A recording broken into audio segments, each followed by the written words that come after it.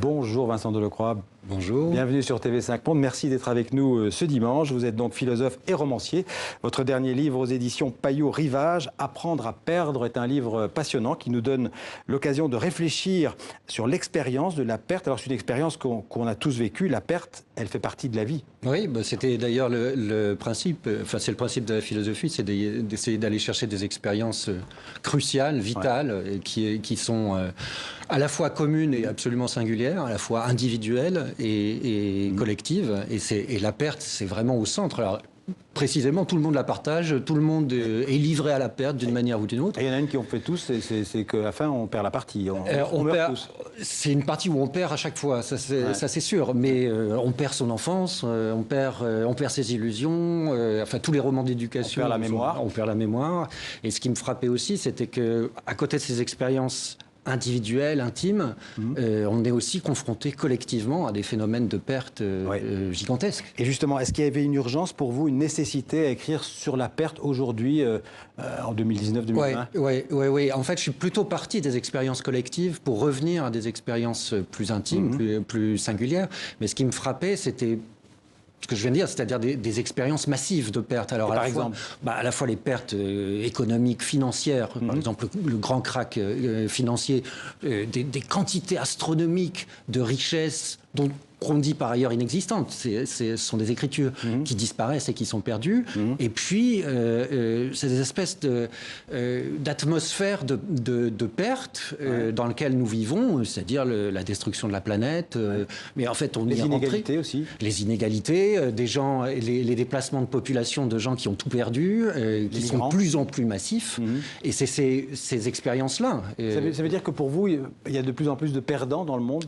Oui, absolument. Et je pense qu'on arrive à un moment où on s'aperçoit qu'une logique du gain absolu, involue et produit des pertes de plus en plus massives et de plus en plus irréversibles ou irrécupérables. Et c'est ça qui m'a intrigué. C'est-à-dire que on est dans une logique qui fait que si on ne gagne pas, on perd. C'est une logique d'accumulation capitalistique. Si on ne gagne pas quelque chose, alors on perd. Et à force de chercher, c'est un mouvement infini, à force de chercher à gagner, on perd de plus en plus et on produit de plus en plus de pertes. Et ce qui m'intéressait, c'est de savoir ce qu'on fait de ça, justement. Comment on le dissimule, comment on le compense, ou comment on prétend le compenser, et comment on le vit, tout simplement. On pourrait faire un mauvais jeu de mots en disant que c'est le système capitaliste néolibéral qui court à sa perte, d'une certaine manière. Absolument.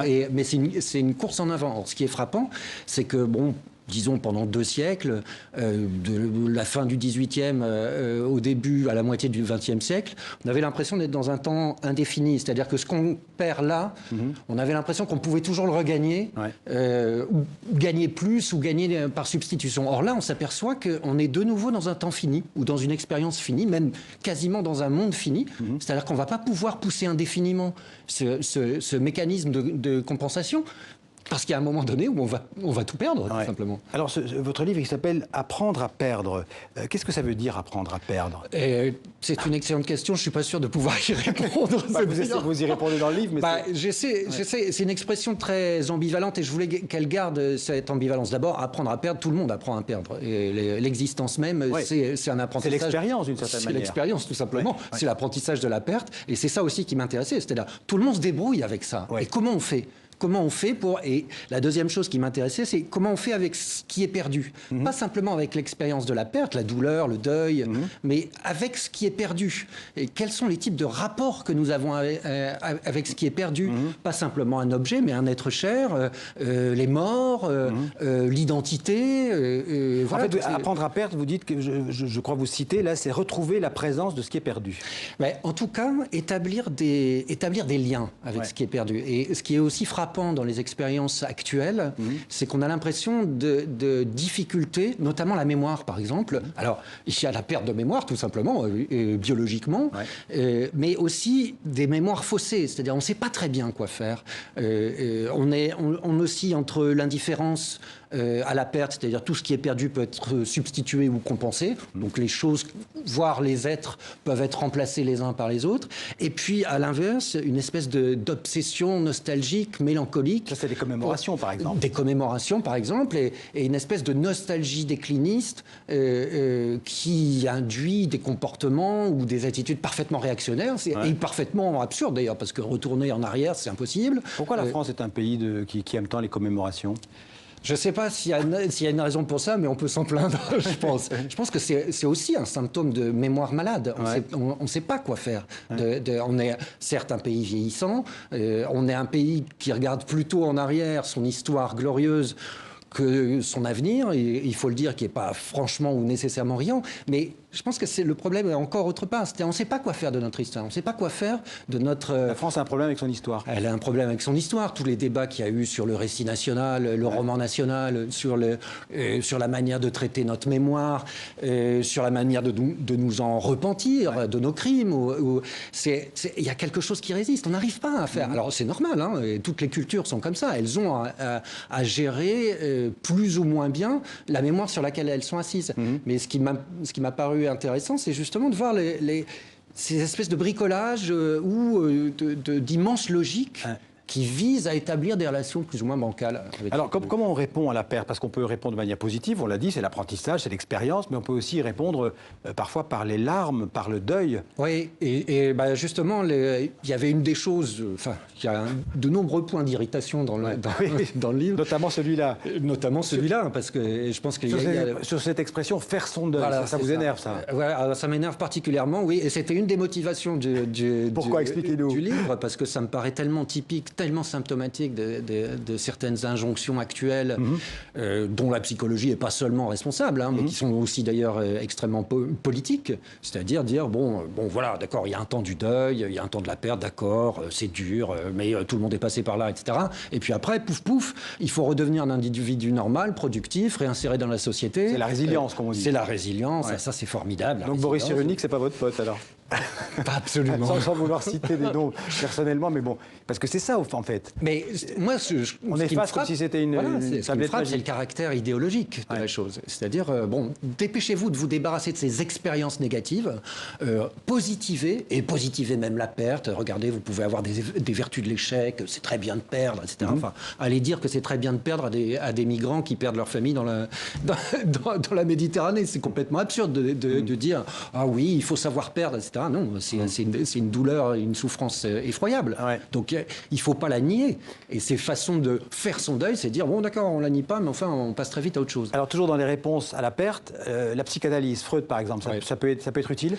Ça peut être utile quand c'est pas vulgarisé, quand ça ne devient pas justement cet instrument idéologique qui consiste à dire bon voilà, il y a ce fameux texte de Freud qui s'appelle Deuil et mélancolie, où on a l'impression, en le lisant très vite, que Freud propose deux voies. Il y a un deuil raté et il y a un deuil réussi, et que le deuil raté, vous êtes mélancolique, voilà, ça marche pas, vous êtes accroché à ce qui est perdu et vous sombrez, vous coulez avec ce qui est perdu. Et puis il y a le deuil réussi, il y a celui où voilà, ça y est, vous avez rangé, vous avez enterré les morts avec les morts, et puis vous repartez dans la société, vous allez au boulot gaiement, en sifflotant, etc.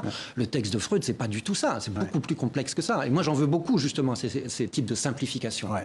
Alors la foi, la croyance par exemple dans la résurrection, c'est une manière aussi de répondre à la perte. Oui, absolument. Et j'en discute aussi, parce que ces types de croyances qui sont, comme on le voit, encore extrêmement vivaces, elles sont des types de réponses, et il faut les analyser comme telles. Il faut en jauger la capacité d'espérance, la manière dont ces types de croyances traitent la perte et traitent de ce qui est perdu. L'idée d'une restauration intégrale, par exemple, une idée fascinante, absolument. C'est un livre passionnant parce que je disais, il y a par exemple la justice aussi. La justice, elle a une place dans ce livre. Vous dites que la justice, quelque part, elle est née de la perte. C'est-à-dire que la justice, elle doit proposer quelque chose de semblable, d'équivalent à ce qui était perdu. Oui, oui. Et c'est très étonnant parce que c'est à la fois la grandeur de la justice, c'est-à-dire d'équilibrer, même la loi du talion, qui nous fait horreur à juste titre, était déjà... Donc œil pour œil, dent pour dent. C'est un processus de rationalisation de la perte. Tu as perdu un œil, l'autre perdra un œil. Mais pas plus. Mais pas plus. C'est le pas plus qui est très important ici. Ouais. Et on a l'impression, enfin c'est ce que je dis, on a l'impression que la justice est née de ça, c'est-à-dire à juste titre d'opérer des compensations contre la perte. Mais c'est pas suffisant. Ouais. La justice, c'est pas que ça justement. Alors je disais c'est le livre d'un philosophe, mais vous êtes prof de philo, mais vous êtes aussi romancier. Je rappelle que vous avez obtenu le Grand Prix de la littérature de l'Académie française en 2009 pour Le Tombeau d'Achille. Et puis en 2006, vous aviez écrit un roman intitulé déjà Ce qui est perdu. Est-ce qu'il y a une forme d'obsession chez vous pour la perte? Oui, ça, je vous le confirme. Je ne sais pas à quoi elle est due. Enfin, probablement un tempérament mélancolique, mais oui, c'est encore une fois par le roman et par la philosophie, on essaie de traiter des expériences qui sont peut-être communes, mais sous des formes différentes. Et c'était ça. Je crois qu'il y a les écrivains. Enfin, je ne sais pas si je suis un écrivain, mais enfin, les gens qui écrivent travaillent autour de quelques idées ou de quelques expériences centrales, pas indéfiniment. Je ne crois pas tellement à ceux qui sont capables de toucher à tout et de s'intéresser à tout de la même manière. Je pense qu'ils parlent toujours à partir d'un centre. Il se trouve que le mien, ça doit être quelque chose comme ça. Dernière question, quel est l'homme le plus dangereux pour vous? Celui qui n'a rien à perdre ou celui qui n'arrête pas de perdre? Ça dépend. Plus dangereux pour qui? Celui qui n'a rien à perdre, c'est ce que je dis, celui qui n'a rien à perdre n'est pas nécessairement dangereux pour le système qu'il fait perdre, parce qu'il joue encore. C'est-à-dire il jette tout. Bon. Celui qui perd tout le temps et qui perd de plus en plus ne peut pas ne pas se dire à un moment donné, mais pourquoi est-ce que je perds? Pourquoi c'est toujours la banque qui gagne? Pourquoi je suis toujours en train de perdre? Et là, il inquiète beaucoup plus le système. Écoutez, en tout cas, un bouquin fantastique, plein d'enseignements. Toute la vie défile et puis ce qui est d'aujourd'hui et peut-être ce qui suit derrière. Donc, Apprendre à perdre aux éditions Rivage, Payot Rivage. Merci beaucoup, Vincent Delcroix. Merci à vous. Alors, on va continuer en culture, on peut le dire, avec Pascal Bourgault, qui va d'abord nous parler de la jeune chanteuse congolaise.